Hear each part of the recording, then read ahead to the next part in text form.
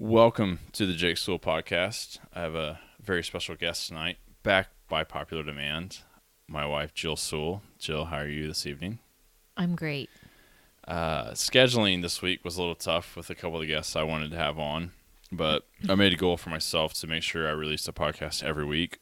And I kind of had a monologue idea I wanted to do, but I don't want to just talk at people. I'd rather have conversations, so that's why I invited Jill to come back on and we can bounce some ideas off each other of the few things I wanted to talk about. So thanks for being on the show tonight. I'm glad to be your backup option. Well, yeah, hey, the other human being in the house isn't talking too much, so it was good to have you on. I wanted to talk. I got in a real bad rut last year, and I think you noticed it later in the year. I wouldn't say I was like depressed or mad or anything. It was just I was in a personal rut because everything. If you looked at my life from the outside, most people would say he has a great marriage, he has a healthy son, he has a good job, he has this, he has that. But personally, I just don't think I was challenging myself enough, and I didn't realize it most of the year. And I think you started picking up on it later in the year. Well, you had always been such a go-getter and do this and do that. But I'd noticed that you weren't really doing a whole lot outside of work and me and Blair like you had done in the past as far as house projects or working out or hobbies of any sort. Yeah, it seemed like when Blair came along, and we talked about this on a previous podcast. Of course, he didn't sleep very well, so the first few months of 2018 was just trying to get sleep, and then I just kind of fell in I would call it a lazy rut. I would get up about 6:30. I'd go to work. I'd come home, play with Blair, which was the best part of the day. I did not want to change that. And then you and I would sit and watch 2-3 hours of what I call pointless TV, go to bed and repeat. And before Blair came along, that wasn't me. I usually got up early. I got my workouts in. Usually in the evening, I try to do something around the house, or we'd go for a walk or whatever it might be. And it just fell into the same routine every day, and it really started to bother me, I would say, in August, but I couldn't figure out what the problem was. And we would talk about it, but it seemed like I just kept doing the same thing. Yeah. So what I ended up doing was I got to try to figure this out because it was driving me crazy. I'm like, I gotta get out of this funk.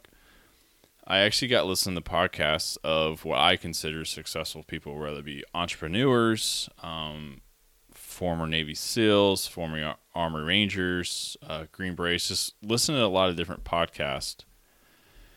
And they all kind of had the same ideas, I would say.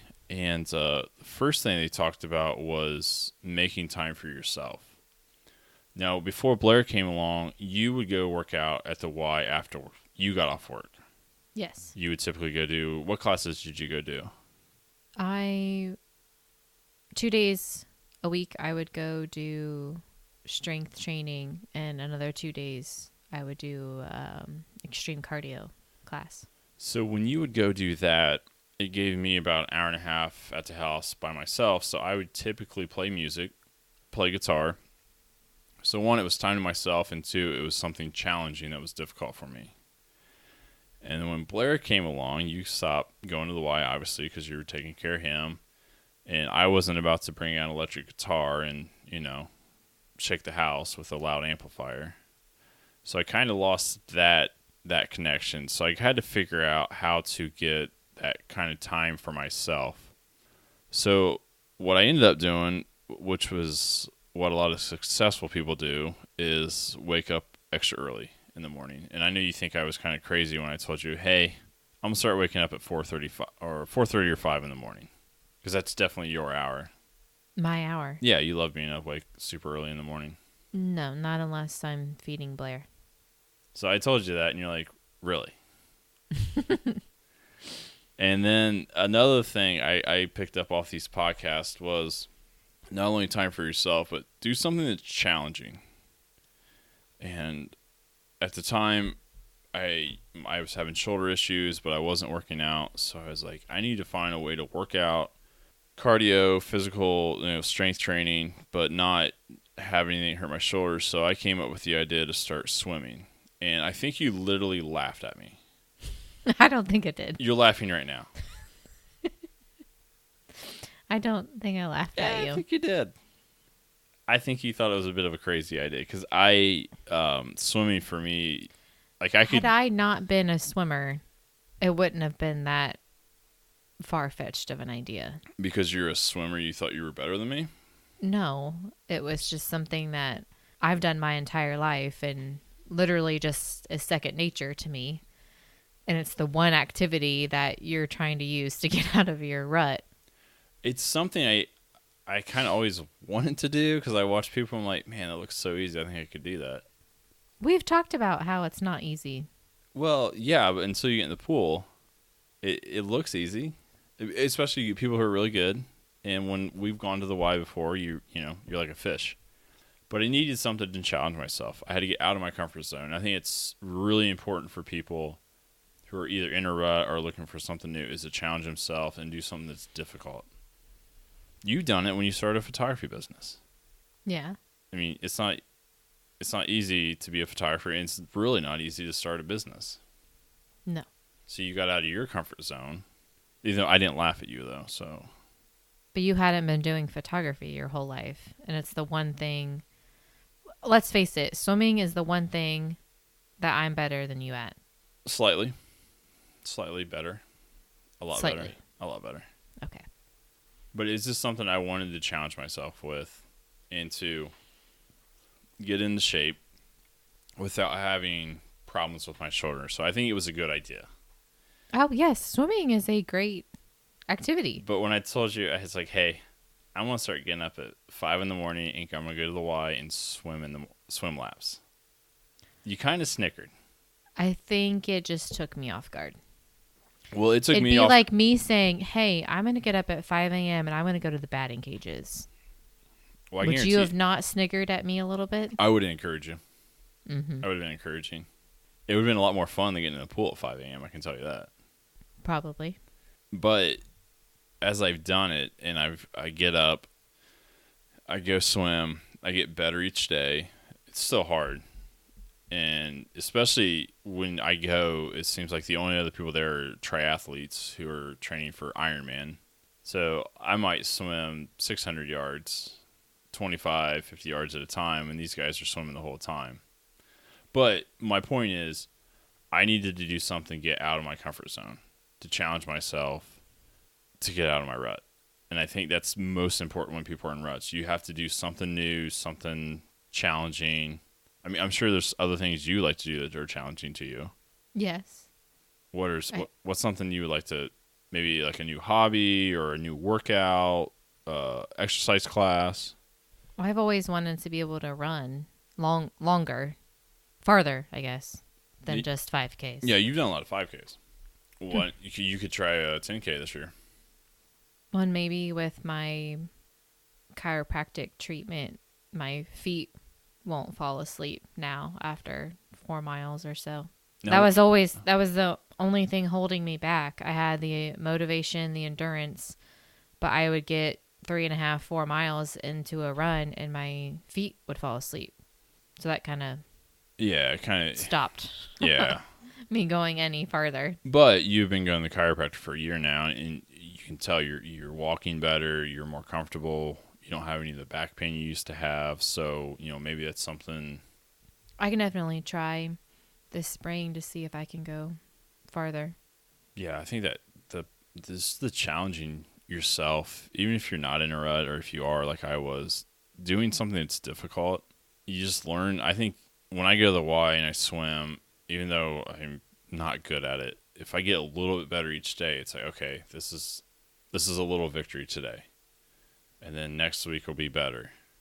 And I think it'd be the same way with your running. If you could get out and do 4 miles, and then the next time do 4.5, and then you get up to 5, and then you get up to a 10K. Like I said, that's one thing that helped me get out of my rut was challenging myself.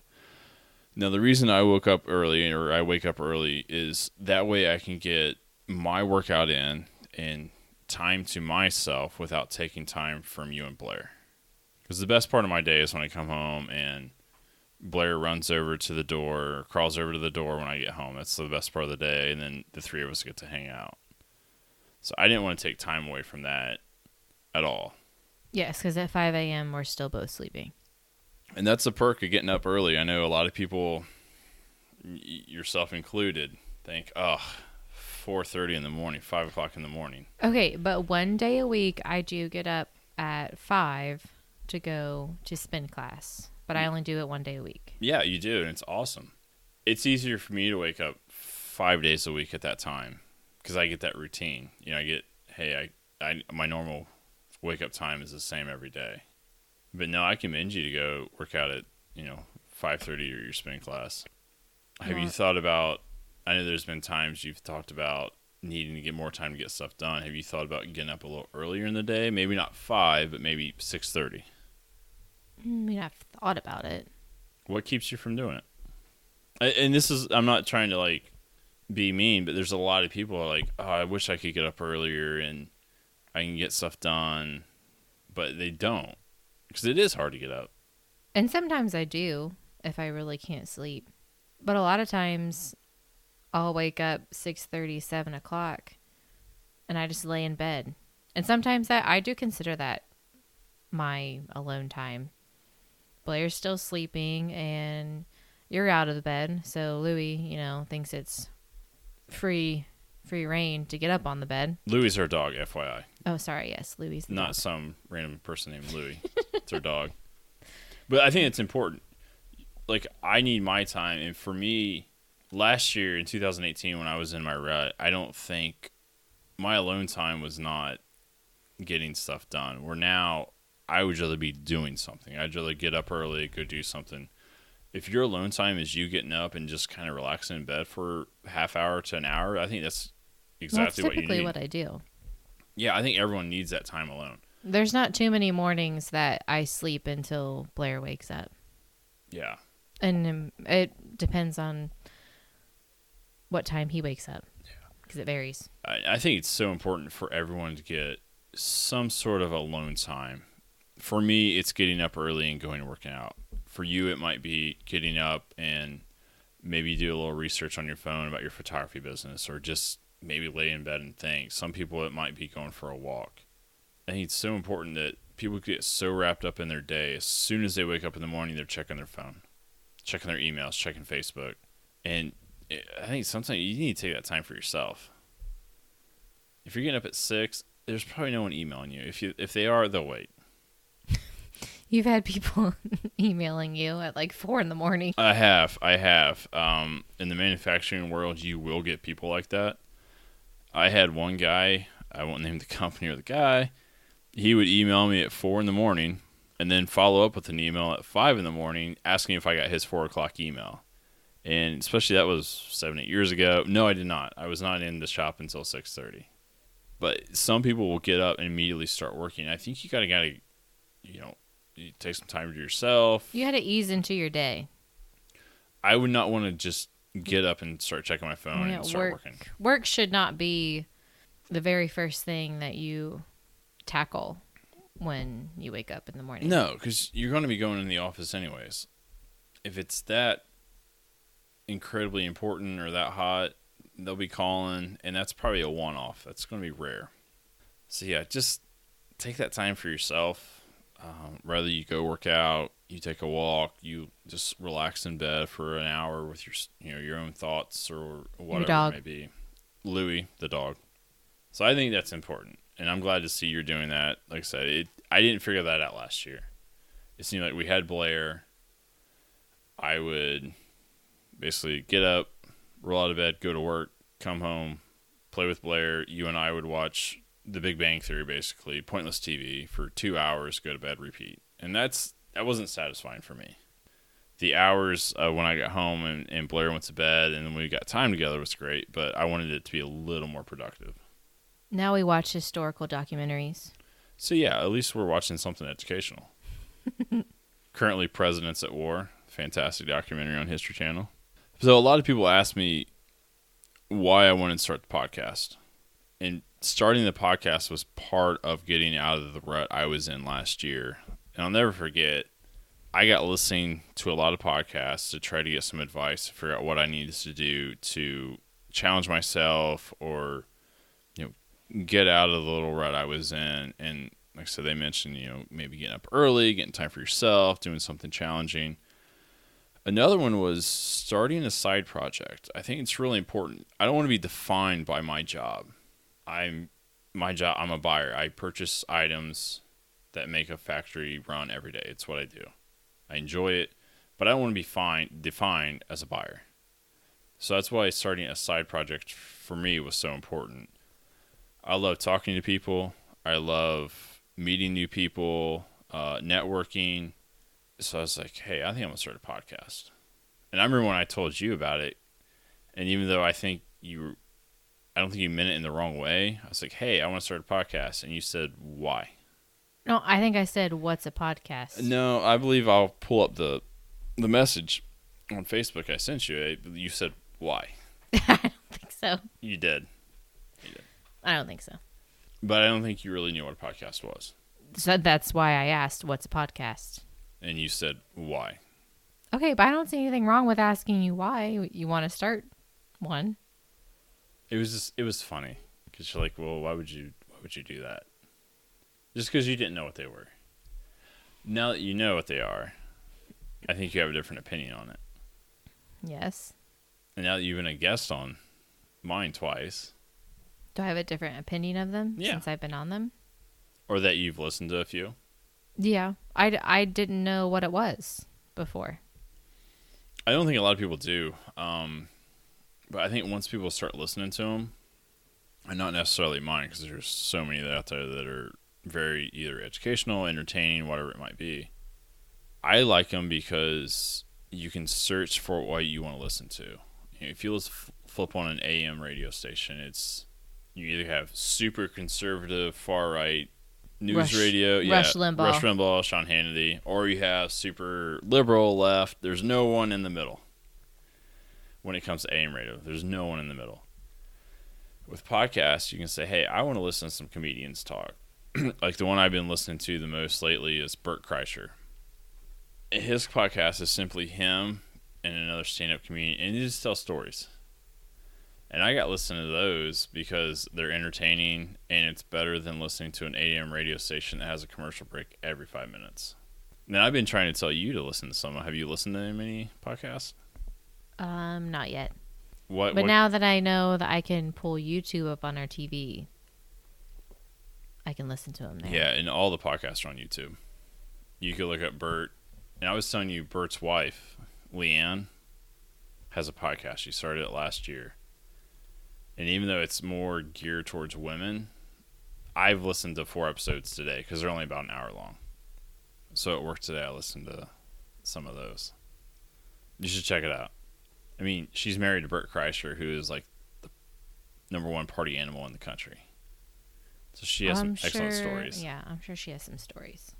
And I've talked to you about, I really think you could do a podcast as well. Because I have a voice for radio? No. You say I have a face for radio. Which means you think I'm hideous. No, it's a joke. And I have a deep voice. So, no, I think you, with your experience through, being a mom, going through everything with that, and a good friend of ours is expecting in May. Like, I really think you guys could do a podcast about being moms. Yeah. There's a lot of truths and humor to being a mom. Yeah, I think there's just a lack of humility. There's things that you're going to talk about that I don't think some people would want to talk about, but they want to listen to it and hear the funny stories about it. Right. It's not as glamorous. But maybe nobody thinks it's glamorous. I don't know. Well, I think they get deceived by the Gerber commercials on TV, where the babies are all perfect and there's no messes, there's no crying. I think a podcast that you would do or another mom would be more realistic. Yeah. I mean, I'm sure you have a ton of stories you could tell. I said it's not as glamorous as TV makes it to be. Especially when they're teething, spitting up, won't eat the food that you give him. Oh yeah, that's one thing that cracks me up is it kind of it cracks me up, but then it kind of frustrates me. But really gets under your skin is when Blair starts throwing food off of his tray. Yeah, because I take a lot of time to make all of his food, and then he just throws it on the floor. You do take a lot of time. You steam it, or you make chicken nuggets for him, or you made these turkey meatballs. He won't throw turkey on the floor. That's true. He does bash those. But some of those chicken nuggets you made, they taste really good, and he just launches them, and it ends up as dog food. I say apparently I make him for Louie. He likes it. Well, yeah. But you're right. There's good things and bad things, but definitely the good outweigh the bad. Definitely. But I do think there's a lot of stories you could tell, especially if you could add another mom into the mix about. I think people would get a lot out of it, and I'm sure a lot of my listeners would listen to your podcast. Well, yeah, because my episode's still one of the most listened to. That's why I brought you back by popular demand. Mm-hmm. So we've talked about challenges, and like I said, I started swimming, and I started a podcast, and the podcast is way easier than swimming. What are some things you want to do this year? You have any goals or challenges you want to take on? Something new? Well, I definitely keep wanting to do 5Ks. I only did one last year. You did the 4 mile. I did the 4 mile race, and I actually. When I did the 5K in August, I beat my goal time by 4 minutes. So I thought that was pretty good. And you were pushing a stroller. See, because my times now have to factor in pushing Blair in the stroller. Yeah, he's only getting heavier too. Right. So, he's 20-some pounds, then you got to add the weight of the stroller. So just doing more of those. Maybe trying to find more 4 mile races. Just keep getting stronger and healthier, back to pre-pregnancy weight, which I'm really close. The hardest thing for us is the weekends. Yes. I feel like through the week, because you do make all the food, you do all the grocery shopping. We're like tonight you make this pizza pie thing that's really good, had a small portion in it, and then you make broccoli, which is healthy and good. And then I know come Saturday we're gonna be like, hey, let's grab a bite to eat somewhere, or it's my mom's birthday this weekend, so we'll probably have a cake. What gets me, it's the random stuff. I did a cookie decorating class last Thursday. So that was something out of my comfort zone. Okay, well, I came home with a dozen cookies. Well, guess who ate like 10 of them between Thursday and Sunday? This girl right here. I had half a cookie. You ate a whole cookie. There was not a half a cookie If left I on the eat tray. half and you eat half, it's. But I did not eat just one half. I ate 10 whole I cookies. think you did. So it's random stuff like that, or different holidays get me, or like you said, your mom's birthday is coming up, so we'll probably have cake for that. And so, and I'm not trying to sound annoyed by it or the holidays or doing different things, but I have a sweet tooth. I know it. I'll be the first one to admit it.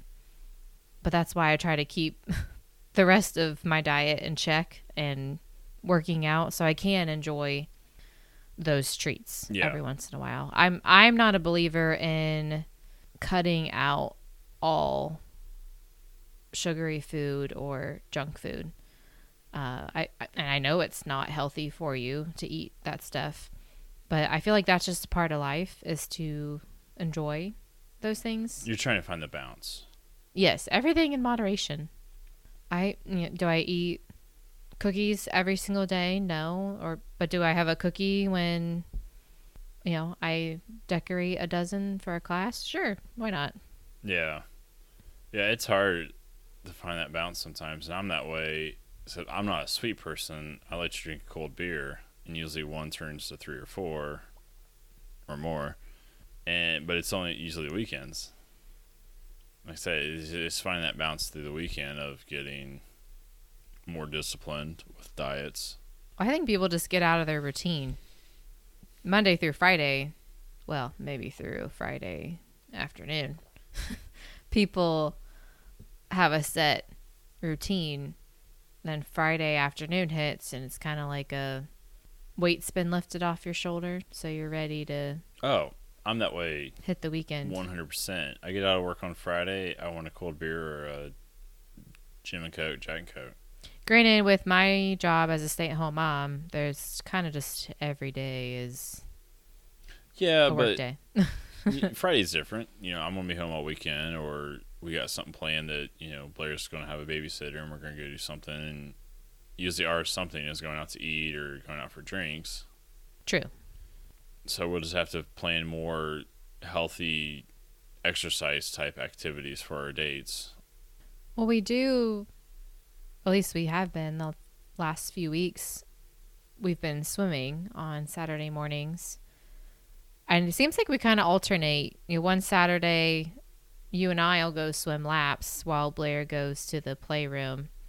And then the next Saturday, we'll take Blair swimming with us. Now, granted, we're not really getting that much of a workout when he comes swimming with us, but it's still something we do as a family. And then and it's great for him to be in the water. He is currently taking swim lessons. I think it's good either way for him, because he either gets time in the water with us, which is good, or he gets time with other children, because Saturdays there's usually other kids in there. Yeah. But when he goes to daycare and we go swim together, I feel like you try to drown me. Okay. Why don't you rephrase that? Because you're going to make me sound like a psycho. You try to give me workouts that I am currently unable to attain. Okay, there you go. Now our listeners aren't picturing me trying to hold your head underwater. You're like, oh, hey, let's do this X amount of yards in 2 minutes. And no. No, I do my own workout. I cut it as a fraction, a small fraction for you. And you give me grief about it. It's hard. Yeah. It's a struggle. But I'm getting better. And I will say to our listeners, Jake gives me grief about not having patience with things. I'm not kidding. On like day 3 of him swimming, it's just so hard. I feel like I can't breathe. I can't even make it down to the other end. So day 3, he thought he was going to have, he was going to be swimming 50s and 100s at a time. It was hard because I didn't, the breathing, the fact that you turn your head and then you actually breathe out underwater. It was hard to get down. I thought it was one of those things I could pick up in a couple of days. I typically pick up things very fast. That's why it was so frustrating for you. But, because it took you more than 3 tries to get it down. And now that I've got that down, getting my endurance built up has been the challenge. So you've been running on days that you don't swim. Yeah. Because that's going to help your endurance and your lung capacity. But yeah, we go to the Y and you're like, oh, well, let's do, let's I know, I don't say let's. I say, I'm going to do this. Here's what you can do. And you still just give me grief about it. I try. I know. I don't ever knock you for not trying. I try. But yeah, there are times you're like, oh, just take a 20-second break. And I'm like, yeah, maybe a minute. Just count really slow. Yeah, it's way more than one Mississippi. Mm-hmm. Hey, I've said, now that I've done it, I respect swimmers more. That's good. Especially like when you're telling me what your workouts are in college. So now you'll have more respect when you actually watch swimming in the Olympics. Yeah, what's the next Summer Olympics? 2020? Mm-hmm. Yeah, a little bit. Those people just make it look so easy, though. Well, yeah. And when you're watching someone at the top of their craft, it's like, wow, they make it look so easy. But Jake thought he was going to have it down on day 3. At least, where I could swim quite a bit. But, we're getting there. But that's what I talked about earlier, is challenging yourself. Waking up at 4:30 to go swimming isn't something I want to do every day, but when I get out of the pool, and I think it's what people forget about, when they get up to go work out, they're like, oh, I don't want to do this. But if you think about how you feel after the workout. Oh, I always do that. There's times where I don't want to go work out, but I just, it's so much of my routine now for the past 5 or 6 years. I feel weird when I don't do it. And half the battle is just getting there, getting dressed and getting there. And once you do that, you know. Yeah. I get out of the pool and I'm just like, well, I feel so much better. Like, you feel like you can take on anything that comes at you during the day. Once you get past that 15 seconds of the alarm going off and thinking, do I turn the alarm off and roll back over, or do I just go ahead and get out of bed and go do what I need to do? And if you go and do what you need to do and get your workout in, you're going to feel 100% better the rest of the day.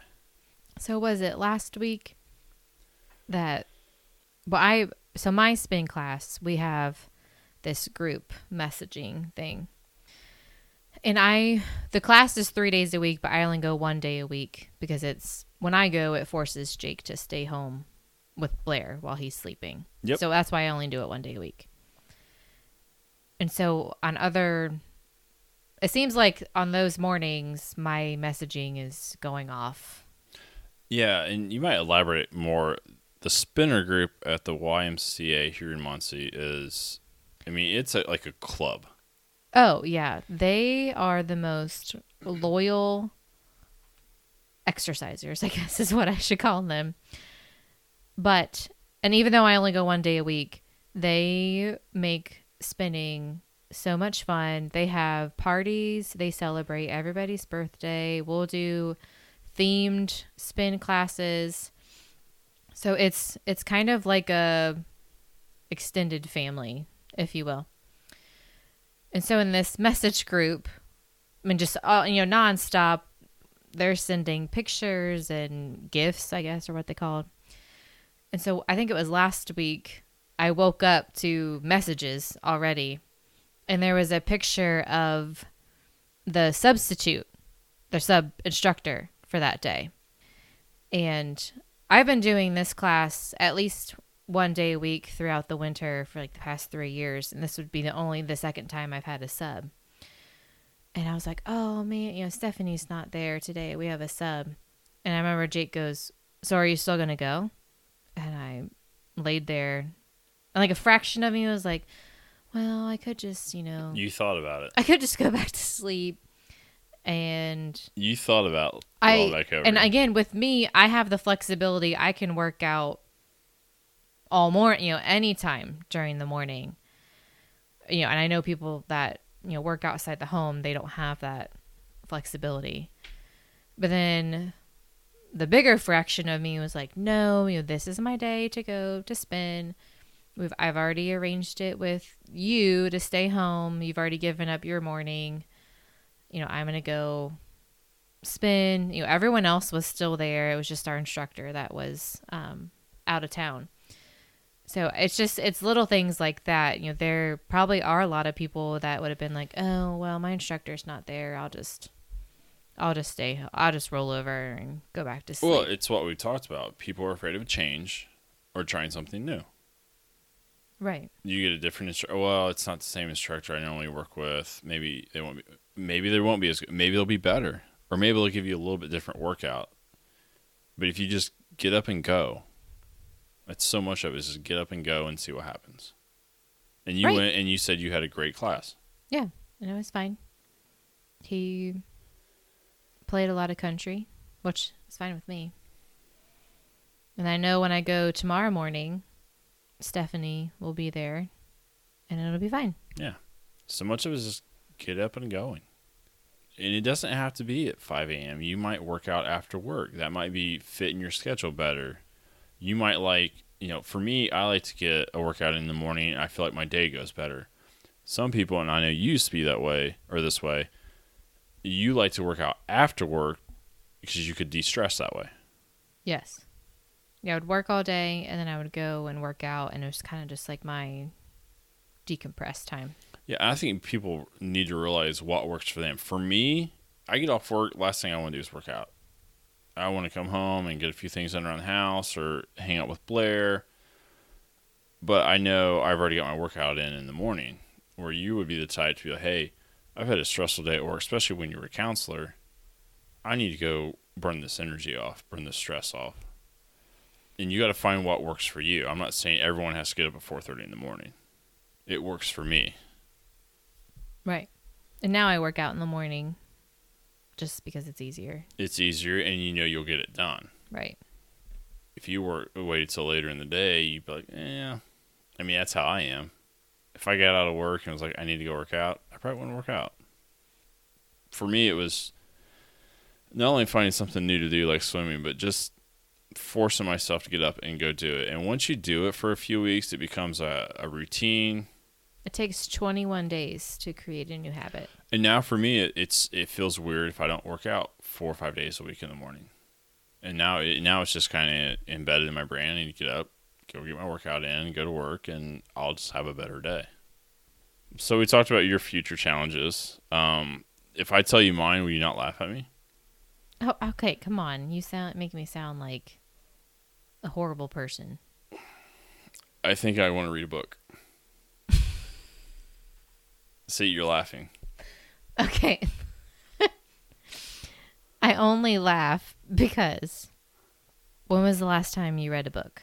I think the last book I read was Jurassic Park, and it would have been probably junior or senior year of high school.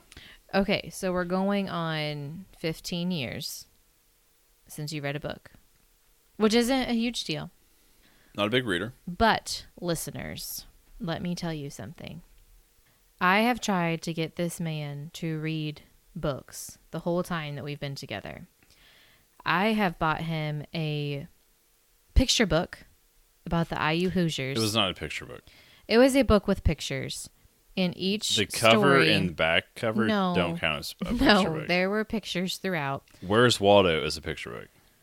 There were pictures throughout. Each story was about a page and a half, so you could start and stop wherever you wanted and not feel like you missed anything.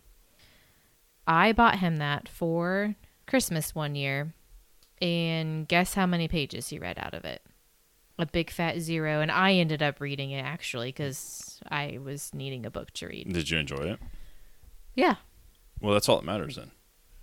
But I bought it for you to read. Well, I wasn't really in my reading mood back then. And wasn't there another book I tried to get you to read because it had pictures? I look at some of Blair's books. I don't think I bought it for you, but we went to one of our historical places, and it was filled with books, or filled with pictures. Was it Gettysburg, or when you went to Alcatraz? One of the places, and you still wouldn't read it. I might have read a couple pages on a flight. Yeah. No. We went to Florida. I think I read a couple. Sorry, I had to step away there and grab a cold beer. So I think this is going to continue. So you were basically knocking me for wanting to read a book this year? No, I'm not knocking you for wanting to read a book. But I've tried for how many years to get you to read a book, and you wanted nothing to do with it. Well, there's one book in particular I want to read. Like I said, when I Jurassic Park 2? No, I saw the movie. I will say, Jurassic Park, the book was way more detailed than the movie. The books are always more detailed than the movie. Yeah, and I know you've read like all 25 of the Harry Potters or however many there are. Was there 8 of them, 9 of them? I say 25 jokingly, but... There's 7. Is there 8 movies though? Yes. They're long. Very, very long. Yeah? They're kind of hard to sit through. I had to watch all 8 of them. We'll save that story for a different podcast. It was a whole day of my life, basically 24 hours that I'll never get back. But anyways, back to me. There's a book, because like I said, I listen to the podcast, and there's a guy named Jesse Itzler. He is a part owner of the Atlanta Hawks. He's an entrepreneur, multi-millionaire. His wife is Sarah Blakely, who started and owns Spanx. A lot of women will probably be familiar with that. He had a Navy SEAL come live with him for 30 days so he could get out of his rut and out of his funk. And he wrote a book about it. And I've heard excellent reviews. I've listened to podcasts with Jesse Itzler and the Navy SEALs, David Goggins. Definitely look both of them up. Listen to anything they have to say. Very inspirational. I was like, you know what? Maybe I should read that book. But when I tell you, you laugh at me. I'm not laughing at you. You're laughing right now. But I'm not laughing at you reading a book. I think it's great. I just think it's funny that I have tried all these years to get you to read a book and you wanted nothing to do with it. I'm a little stubborn. Just a little bit. A little bit. And you don't listen to me. Sometimes I do. But I just thought it's something this year. I'm trying these new things, and I thought, you know what? Maybe I'll try to read a book this year.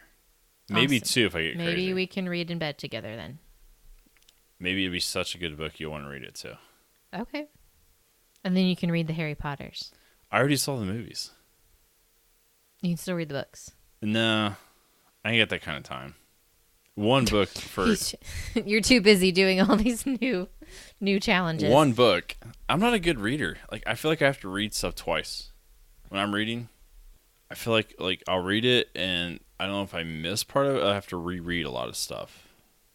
I don't know if it's just me or what it is, but I think reading's kind of hard sometimes for me. So maybe that's why I don't do it. But I'm gonna try to do it more this year. That's great. I fully support you. I'm glad you and do. I'm not laughing. I'm glad you're coming around to being supportive. I'm not laughing. Jill, you got anything else? We're gonna wrap this up. It's getting late. Anything else you want to touch on? I don't think so. Well, thanks for coming on, being on the show tonight. Like I said, I had a couple things I wanted to talk about. I knew there would be a time where I wouldn't actually have a guest that was a business owner or whatever it may be. But I wanted to talk about kind of why I started the podcast and how I got in a rut, how I got out of it, and hopefully someone listening can take some advice from this and maybe get out of their rut or try something new. So, Jill, once again, thank you. Glad we're able to talk again. If it's as popular as the other episode, well, I'll have you back on here soon. We'll find something else to talk about. I'll check my schedule. See if you're open. Okay. All right. I appreciate it. As always, any comments, you can email me, thejakesewellpodcast@gmail.com, or follow me on Instagram at the Jake Sewell Podcast. Thanks.